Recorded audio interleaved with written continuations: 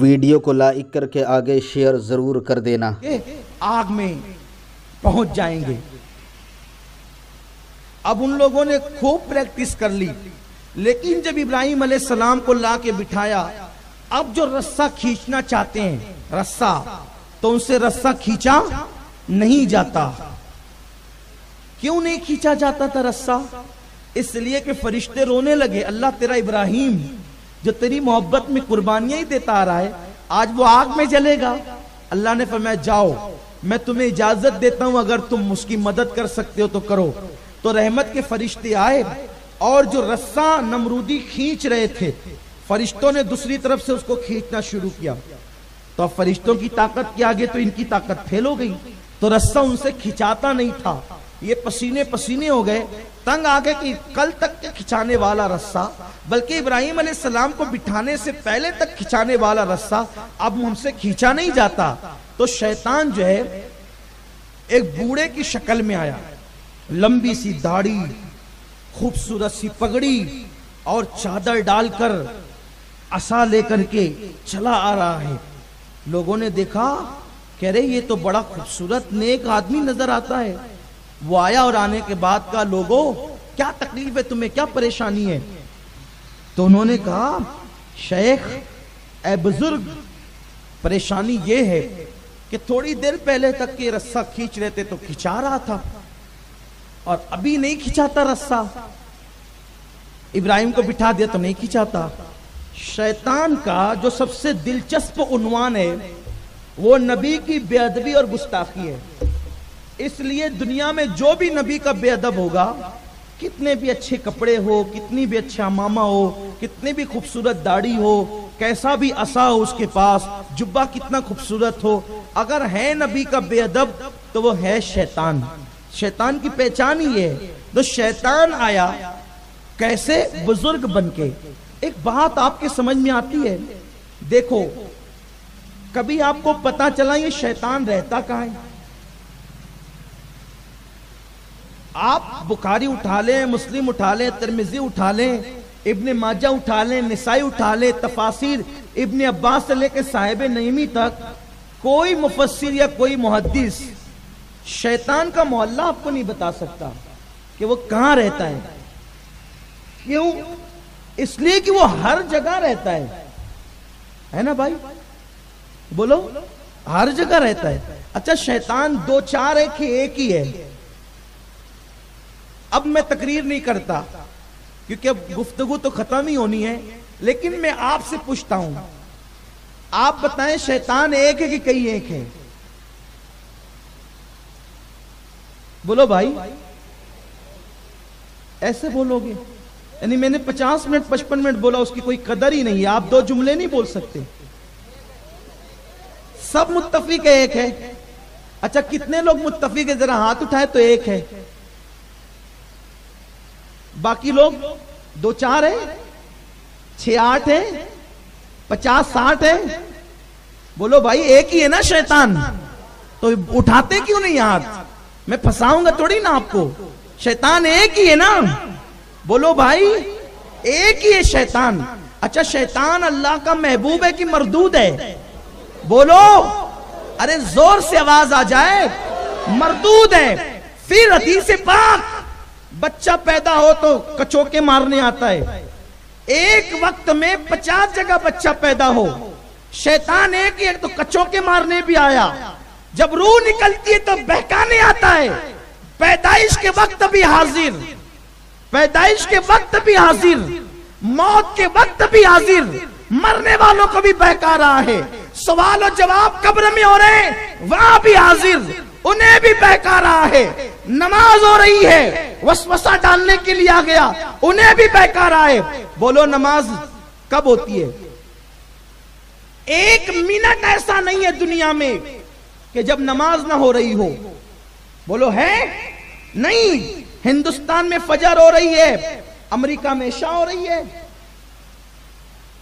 ہندوستان میں ظہر ہو رہی ہے تو کسی ملک میں فجر ہو رہی ہے، ہم عصر پڑھ رہے ہیں تو حرم والے ظہر پڑھ رہے ہیں۔ مطلب مرنے والوں کو بھی ستانے آ رہا ہے، قبر میں جواب دینے والوں کو بھی بہکانے آ رہا ہے، नमाज पढ़ने वालों को वसवसा डालने आ रहा है, पैदा हुए बच्चों को कचोके लगाने आ रहा है, मियां बीवी में झगड़ा हो रहा है तो झगड़ा बढ़ाने आ रहा है, भाई भाई का कत्ल करवाने आ रहा है, किसी को खुदकुशी करवाने आ रहा है। भैया एक शैतान है, लेकिन 24 घंटे में वो कहां है? तो पूरा जवाब यही है कि वो हर जगह। आगे का आप बोल देना, हर जगह। तभी तो लड़ाने जा रहा है। मैं समझ नहीं पाया आप किस नबी का कलमा पढ़ते हैं और किस तरह कलमा पढ़ते हैं। अरे जो शैतान मरदूद है, निकाल दिया गया है, मेरे अल्लाह जब उसको इतनी ताकत दे सकता है कि वो हर जगह मौजूद रहे, बहकाने के लिए, लड़ाने के लिए, सताने के लिए, परेशान करने के लिए, जब मरदूद को मेरा अल्लाह इतनी ताकत दे सकता है तो नबियों का इमाम जिसको महबूब बनाया उसको कितनी ताकत देगा। बात तो अल्लाह की ताकत देने की है। आप कहते हैं नबी कहां है, मैं कहता हूं नादान, पहले ये बता शैतान कहां है। जब मेरा अल्लाह दुश्मन को इतनी ताकत दे सकता है तो यारों को कितनी ताकत देगा, यारों को कितनी कुव्वत देगा। इसलिए याद रखना, हदीस पढ़ो, कुरान पढ़ो, किसी के बहकावे में नहीं आओ। और हम जो बात कहते हैं उसके पीछे दलील रखते हैं। अगर आपको कोई मौलाना साहब कह दे कि 2 शैतान है तो जरा मेहरबानी करना, मुझे भी बता देना और हदीस का हवाला भी लेकर के आना, हमारे इल्म में भी इजाफा हो जाएगा कि दूसरा शैतान कहां पैदा हुआ, दूसरा शैतान कहां पैदा हुआ हमारे इल्म में। क्योंकि शैतान जो था वो जन्नत से निकाला गया था, वो एक ही है। अब जो कहे दूसरा है तो वो जरा ये भी बता दे कि वो किस शहर में पैदा हुआ, किस मोहल्ले में पैदा हुआ और कहां कहे, तो हमारे इल्म में भी इजाफा होगा। रही बात जिसका जिक्र इब्लीस का कुरान में आया है, जिसे शैतान कहा गया है, जो पढ़ते हैं औज़ु बिल्लाहि मिनश शैतानिर रजीम, वो शैतान एक ही, अपना इल्म यही है, यही कुरान और हदीस है। लेकिन बहरहाल तो बात ये थी कि वहां शैतान पहुंच गया। यही बात आप भूल तो नहीं गए ना, यही बात चल रही थी। वहां शैतान पहुंच गया। क्या बात है? कई इब्राहिम को आग में डालना चाहते हैं, रस्सा खिंचाता नहीं। उसने कहा मुझे मालूम है ये रस्सा कैसे खिंचाएगा। कल लाओ 4-6 औरतों को, कुछ औरतों को लाओ, 4-6 10-12 औरतों को लाओ। औरतें लाई गई। कई औरतों को कहे कि अपना दुपट्टा हटा लें। औरतें आई, उन्होंने जैसे ही अपना दुपट्टा हटाया, उन्होंने रस्सा खींचा तो रस्सा खींच गया और इब्राहिम अलैहिस्सलाम आग में चले गए। उन लोगों ने शैतान से पूछा, ओ शैतान ये बता कि ये इसमें हिकमत क्या थी? तो तब बताया ये गया कि दरअसल जहां औरतें दुपट्टा ओढ़ कर रहती है तो वहां अल्लाह की रहमत के फरिश्ते होते हैं। तो वो जो इब्राहिम को बचाने के लिए आए थे ना, वो रहमत के फरिश्ते थे। और जब औरतें सर से दुपट्टा हटा लेती है तो वहां से रहमत के फरिश्ते चले जाते हैं। तो वो जो रस्सा पकड़ के तुम्हारे मुकाबले में खींच रहे थे वो रहमत के फरिश्ते थे।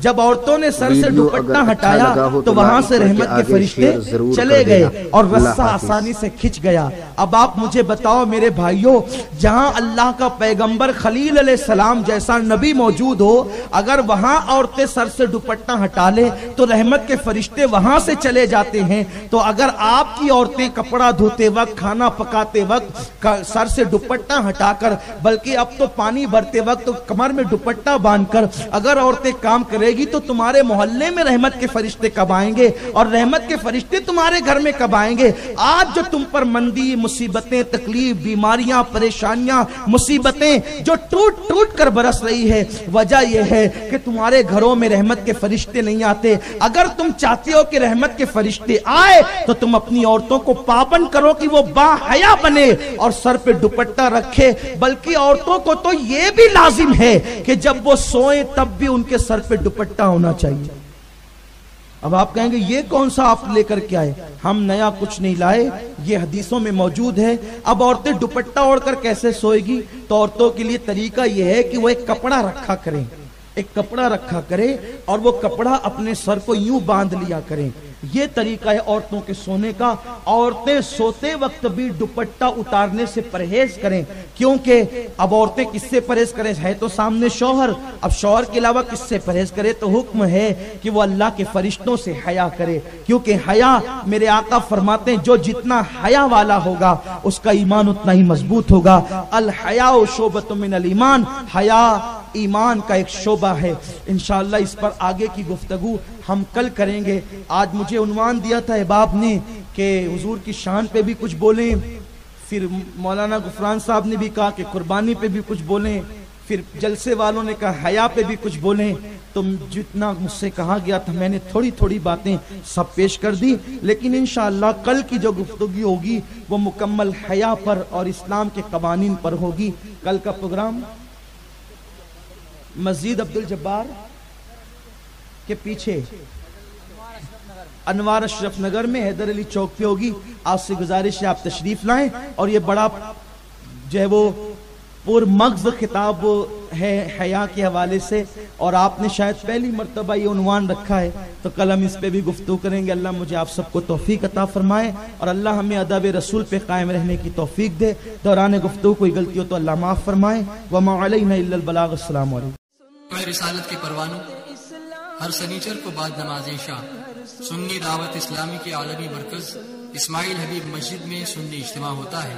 آپ حضرات پابندی کے ساتھ اس میں شرکت فرمائیں. سنی دعوت اسلامی کی ویب سائٹ sunnidawatisllami.net پر وزٹ کریں اور بہت ساری دینی معلومات حاصل کریں.